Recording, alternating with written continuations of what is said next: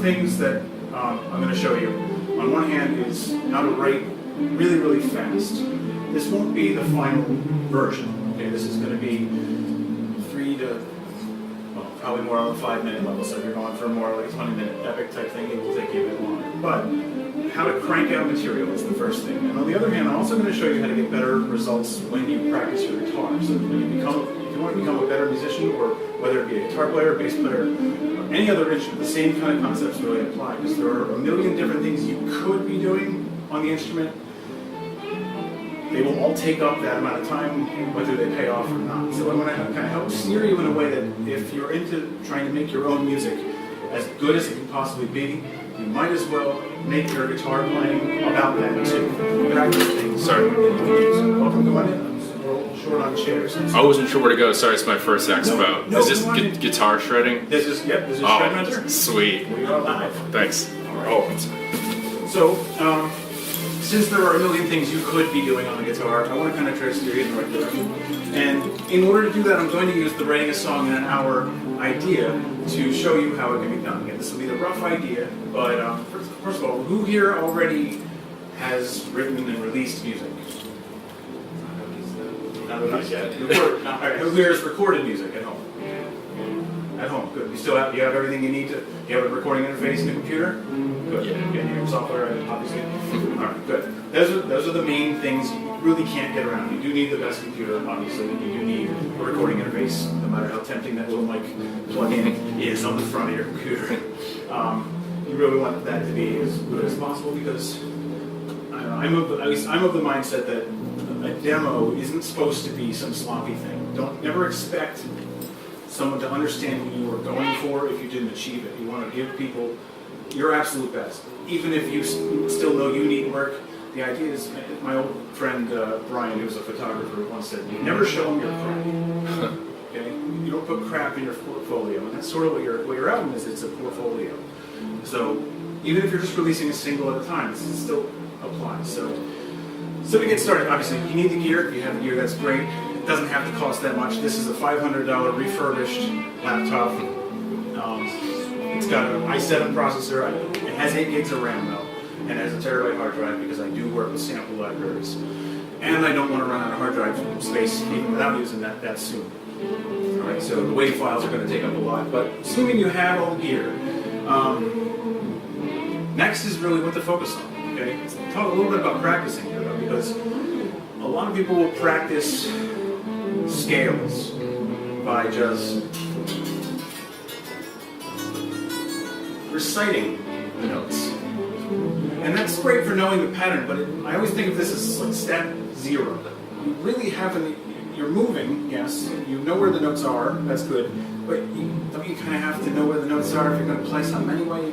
You haven't really started yet, at least, and not only, don't mean to shame anybody or anything, just, this can go so much further, so much sooner. And so, the thing is, when something becomes musical, it does derive from a scale, or several scales, and it also involves rhythm. And that's what a lot of people just leave out when practicing. Well, I'll get to that when I'm playing. No, you're practicing to do whatever you're going to get good at. So, or the other way around, you get good at whatever you practice. So if you practice playing without rhythm all the time, that's going to be missing when you are thrust into the real life situation. So the idea is always know what the rhythm is that you intend to play along to. Okay, and that goes into songwriting as well. So step 1 is really only play stuff you can use. It has to have a rhythm. There's never a time to play out of time, ever. You can play out of scale, don't play out of time. Okay, be tight, especially with metal. There's no excuse. That said, I'm probably going to make a mistake and it'll be a little rough. This is something I will fix later on. But by the end of this, I will have a track. Okay. Another thing too, as you're about to get started, I would suggest that just take a session that has all the instruments you would normally use. Like I do 2 guitars and hard right and left, and I do at least 1 lead guitar, which is down the center. If there's 2, I do about 50%. I basically just played what I played here to make sure I had sound here was just something that has the drums in it. I'm using Easy Drummer for that. I want to have the bass, both guitars, the drums, and I just want a full mix of everything going on at once. And I basically just do a riff you could loop so that you could do a quick mix, so you don't have to keep mixing all the time, and save a template. That way you're not stuck having to mix before you can really get inspired, and it sounds pretty good as soon as you can hear it come together a lot faster. So I highly recommend saving a bunch of templates as you go. So this is where I made my template for today.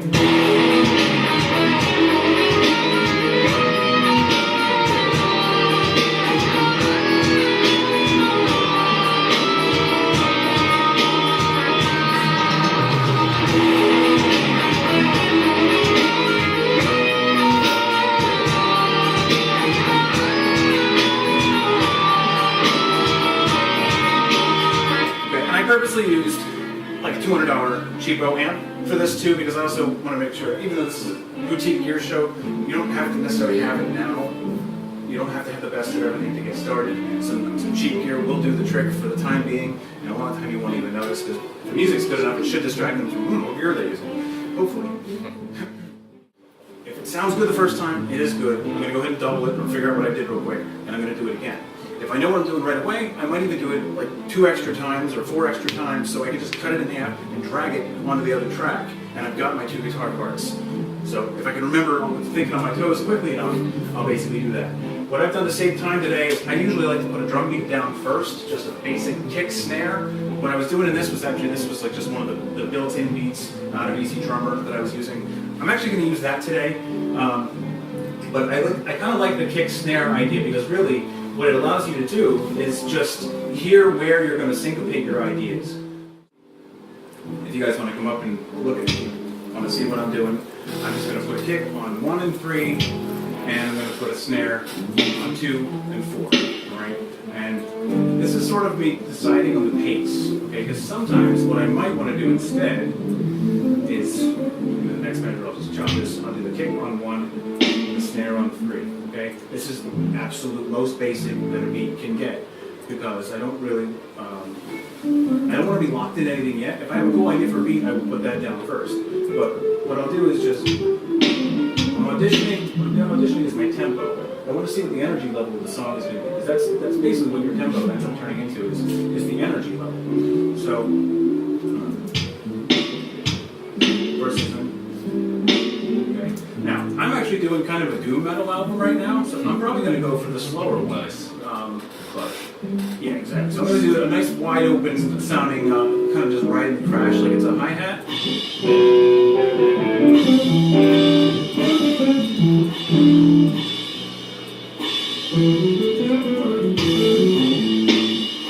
And then maybe, just for added feel, I'll just put a little kick in there, just for that, okay? And that's kind of enough to carry. So I think I've made my decision, and that's what I'm going to go with. This is all it needs to be, just something that works. And then I'll just have a bunch of it, because I don't want to, my first thing I come out with might not be the thing I want. All right. So then I'll just go ahead and start with a key. Okay. That is another thing I do need to figure out. So somebody gave me a note, please. E. No notes. Okay. I just know. Alright, I'm just going to get tricky on it. E, Lydian. Okay, good. Alright, and just so I have somewhere to start, you got to pick a note, and I'm going to make the drums just a little quieter. Wow, that's sick.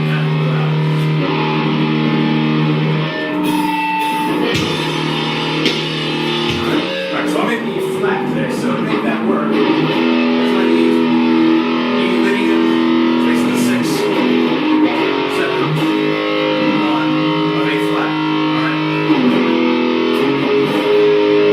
Definitely get in the habit of you're already thinking of the notes of your scale as numbers, so that you can move through the keys just as easily. That's what I learn one scale really well, and then practice transposing it. That'll be simple, simply described. It takes a while to do it, but just get used to every mode of your scale is the number of the note that it goes with. Okay, so there's only 7 per scale. All right, so E.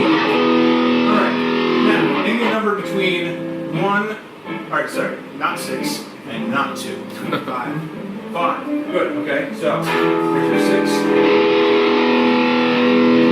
And repeat that. You're 5. There's my chord progression. All right. Now I'm going to listen to how that actually works. And this is going to be really super simple, but the thing is, I'm going to actually write other stuff over it, so it won't be as unsatisfying.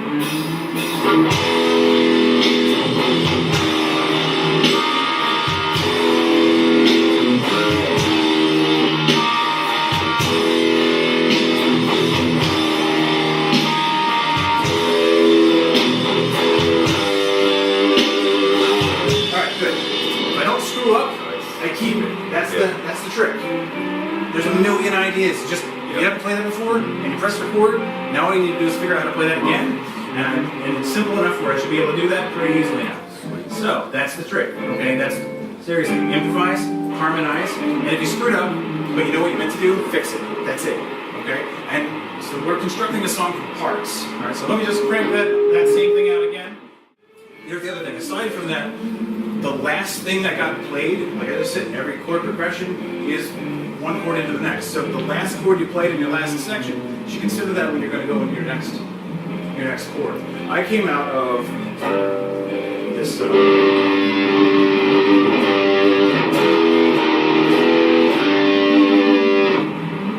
would sound like a really good note right after it. If you're right up against the raised 7 of harmonic minor, this would be A flat minor.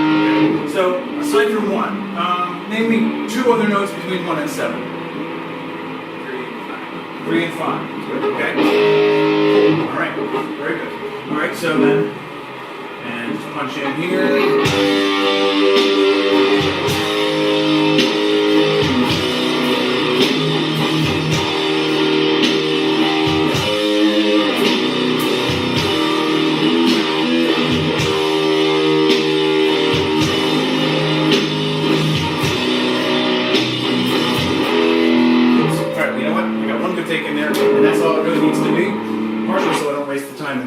But also, this is also just the writing session. So at the same time, this is, you might be wondering right now, is this like just setting yourself up to not be able to do this later? And if you don't practice it later, then yeah. But the idea is, you're just writing right now. Writing does not mean that you need to ace everything that you're doing. Right now, you really only have to do it right one time. That's the really neat thing about writing. And just starting from the beginning, I'm just going to listen to what I've got and see where a solo would come in. I like to introduce a riff first, maybe. So,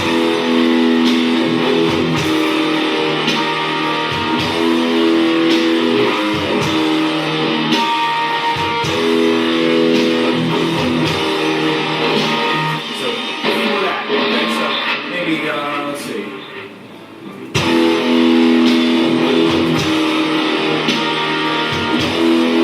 Alright, so really after one time through that, this is going to be just kind of an intro riff. And that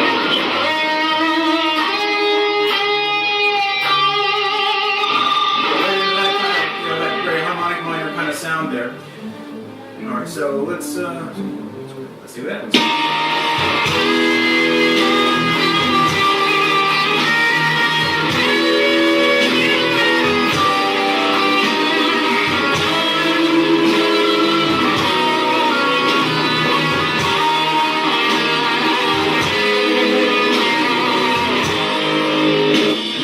Where that was okay, I probably want to spice some things up about it, but it gives me an idea where my solo can be.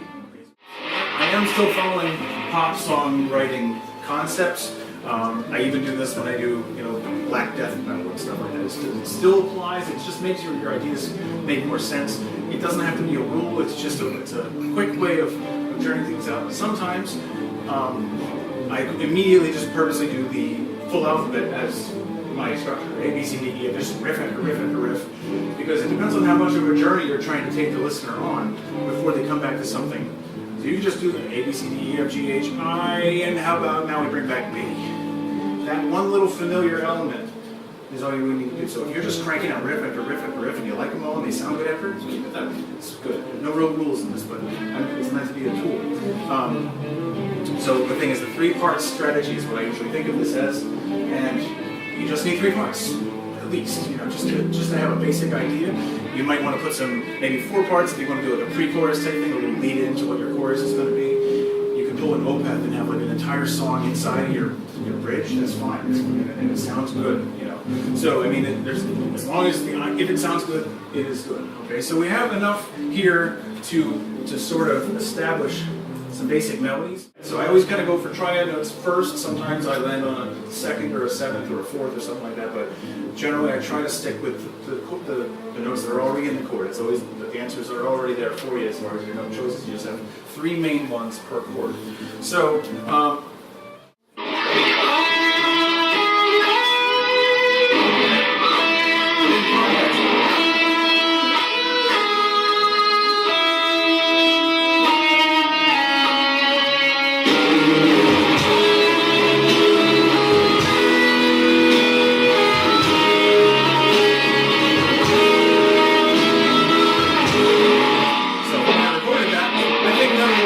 gives me enough of an idea of how that's going to fit in the key that something like that is probably going to be my chorus.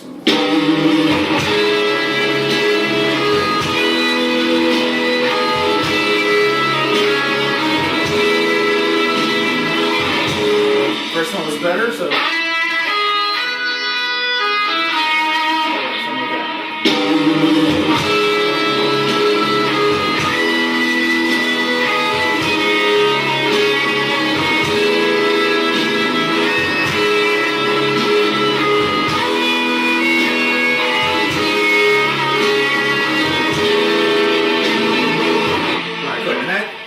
Would be singable, all right? Because singing melodies.